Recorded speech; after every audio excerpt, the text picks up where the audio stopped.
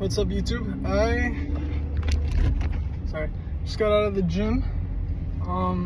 So said again. Watched the Superman movie. Thought it was pretty good. I will get to the gaming stuff. I keep bringing that up, but I haven't got the stuff sorted. I need a webcam. I'm really new to this, and I kind of have a bit of a procrastination issue, but you know, aside of that, I wanted to talk about the Superman movie. I think people should definitely go watch it. I was a little skeptical because the trailer, for me, it sold like a decent picture of what they were going to try to like capture, but I didn't really get everything, given that I just saw the movie. Well, not just, it was earlier throughout the week, but it was really solid. I know there's like a lot of controversy going on. I guess I'll just, like with the Schneider fans, it's almost like a cultish fan base to a degree, and they're kind of like almost doing like this protesting stuff. It's not like, I haven't really seen much for it because I kind of stay out of the loop for like social media stuff for the most part. I have some people I like watching and sometimes keep up to date with things, but it's not like that's like, you know, my bread and butter of being online. I just do my own thing. But I personally didn't like the Schneider stuff much. I liked the image and what they were trying to capture for the most part, but it came across a lot like the Amazing Spider-Man films to me, which were like a lot more dark take on like Superman and Spider-Man, which is fine if the execution is done well, but I feel like that kind of version won't gravitate towards a bigger, massive audience because usually people like staying true to the character, just because that's kind of what put them on the map for being who they are. But there's definitely different iterations of stuff, and people should experiment, but I just didn't think those panned out too well. Superman comes across very like, more like an alien than a man who happens to be an alien but is raised on Earth. Like, he seems very foreign to humanity in the Schneider films, and I don't understand why people love that version of Superman. He looks the part. I think all the Supermans who have played Superman look the part, but he definitely doesn't come across as Superman to me. But nothing against Henry Cavill. It's just the script, you know. Like, I think he's a great actor, and he definitely looks the part. I like the suit. It's a little darker, but anyway, the new Superman movie, I thought it was really cool. I definitely think the highlights of the movie is the big three key actors, which is Lex Luthor, well, not the actors, the characters, but Lex Luthor, Superman, and Lois Lane was played by Rachel Brosnahan. I'm not too sure if I'm pronouncing her name correctly. And then Lex Luthor's played by Nicholas Hoult, and Superman by David Cornsweet. And they all do a fantastic job of portraying like versions of a character. Like, they may not be for everybody, but Lex Luthor is kind of what I was hoping for. He doesn't come across as like the animated series yet, where he's like very put together and like in a manly sort of sense. Like, he seems, they definitely capture a younger version of Lex and Superman to their own respective characters.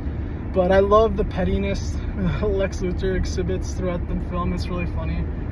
He just to his bones, to his core, just can't stand Superman. And you can tell he believes he's superior being, despite Superman being the meta-human he is. But it's really enjoyable.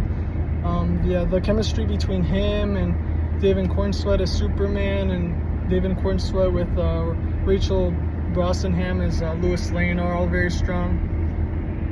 I would say overall this film's it's solid. It's just shy for me of being a great film, but for me, I think it easily takes the best DC film that's like trying to be like the Marvel universe, where it's trying to expand and become this grand thing. Because I separate the Christopher Nolan films, because those are my favorite live adaptation Batman films. Well, I'd say The Dark Knight specifically, that's my favorite Batman film, if it wasn't for an animated film. And I love the I really enjoyed the Robert Pattinson film. I forgot the director for him, but I think he, for me, captures aesthetically more of Batman as a character than Christian Bale's Batman. But I think that Dark Knight is a stronger Batman film. I just like where the Batman character that Robert Pattinson is playing is heading, and I'm really, really excited for those films. Getting off base, I thought Mr. Terrific was a really cool character.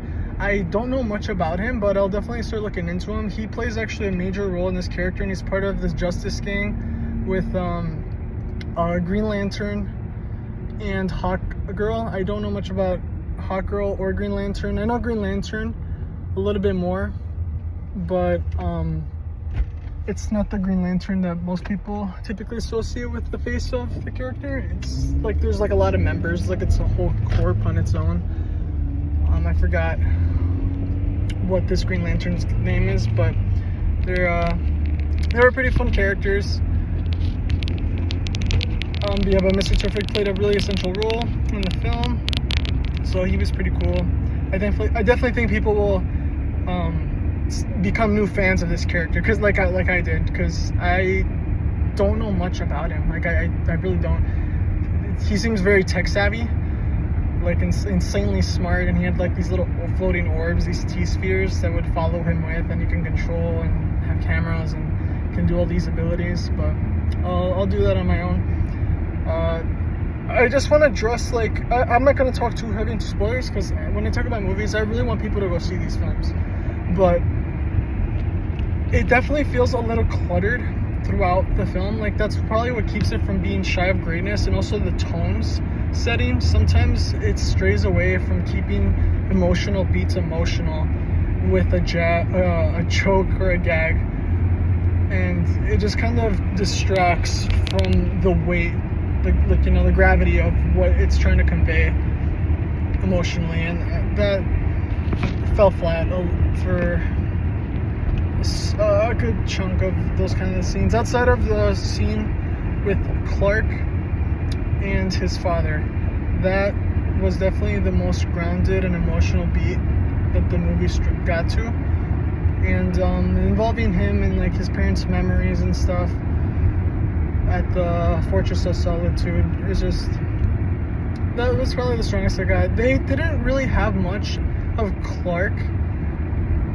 in his just human persona, which was a little upsetting, just because this is like the first movie introducing this version of this character.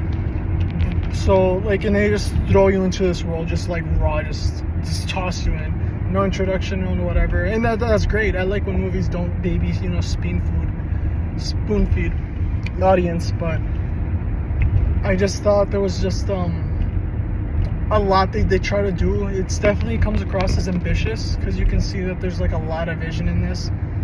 It almost feels like this could be a show, and it's just like a bunch of different ideas for episodes, but they just kind of crammed it all in. And for the most part, it does work. It's just sometimes it's very jarring going from the tonal change, especially with like how bright this movie can be and how colorful some villains can be. But then there's like this real world conflict going on in like Middle Eastern countries, and it kind of just turns into like this drab setting, which is fine, but like they switch off and on so quickly that there's no like smooth transition, so it just feels a little jagged, if I could describe it that way. But overall, I think this film is definitely worth watching. I think it's a great film. Well, I said just shy of great. I think there's a lot of great stuff in it. It's very good, but it's just shy of being really great. I was excited when I knew that James Wan was going to be the one directing this, because the Guardians of the Galaxy, I just finished recently watching the trilogy.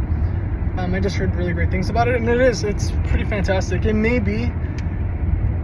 in the contenders for the strongest franchise that Marvel has done. Like, it's a strong trilogy. The second one, for me, being the obvious weak link, but it still has good stuff that's I can remember from the movie even after, and I can enjoy, thinking about.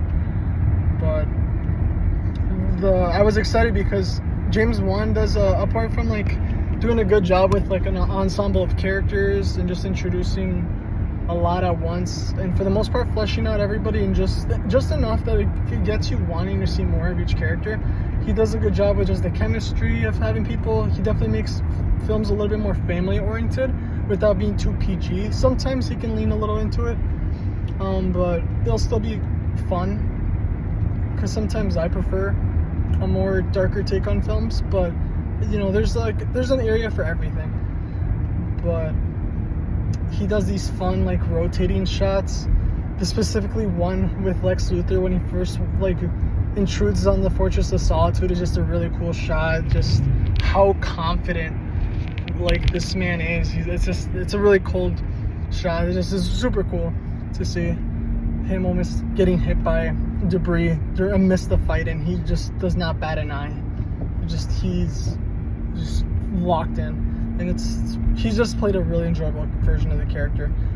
David Cornswell played a really fun Superman. Again, there's not a lot of Clark Kent, so I don't feel like the relationship between him and Lois Lane as a couple were fleshed out all the while. In fact, it's really like early in their relationship. I think it only states like they've only been together for like 3 months, and I don't know if that's actually confirmed or not, but you can tell it's like young versions of the character, but they all fit into this world. It seems like they don't like overthink what's happening compared to like the Avenger movies, where it feels like mirrors of our world.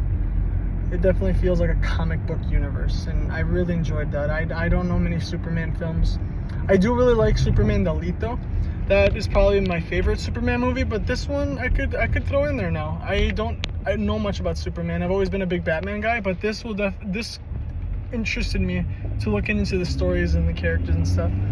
They don't do a lot with Jimmy Olsen either. They do introduce him, and he's a pretty fun character, but again, there's not a lot of like scenes with him and Clark, because they're supposed to be this like, you know, really great like best friends, but it just doesn't really display that.